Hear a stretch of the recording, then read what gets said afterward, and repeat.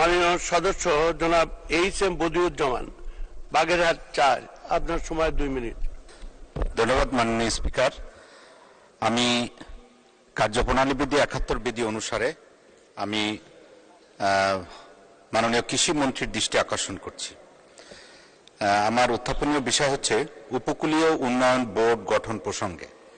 আমার নির্বাচনী এলাকা উপকূলীয় বাগেরহাট জেলার মোরেলগঞ্জ শরণখোলা সহ বিস্তীর্ণ উপকূলীয় এলাকায় বর্তমানে ব্যাপক কৃষিকাজ হচ্ছে এবং ইতিমধ্যেই কৃষি ভাণ্ডারে পরিণত হয়েছে।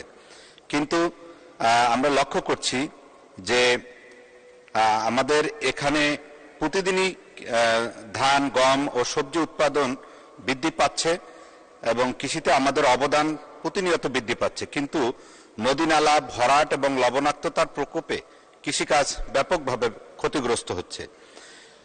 আমরা দেখেছি যে বিএডিসি তার জনবল বৃদ্ধির জন্য যে প্রস্তাব দিয়েছিল জনপ্রশাসন মন্ত্রণালয়, সেখানে আমার নির্বাচনী এলাকাকে তারা বাদ দিয়েছে। তারা মনে করছে যে মোরেলগঞ্জ শরণখোলা এই উপকূলীয় এলাকায় নদী নালা বেষ্টিত, এখানে হয়তো সেচ কাজের কোনো প্রয়োজনীয়তা নেই।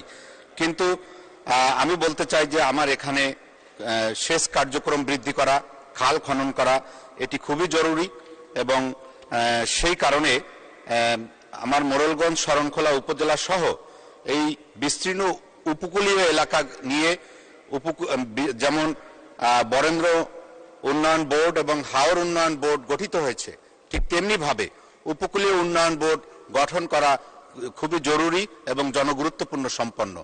আমি এই ব্যাপারে মাননীয় কৃষি মন্ত্রীর সদয় দৃষ্টি কামনা করছি। ধন্যবাদ মাননীয় স্পিকার। ধন্যবাদ মাননীয় সদস্য। এখন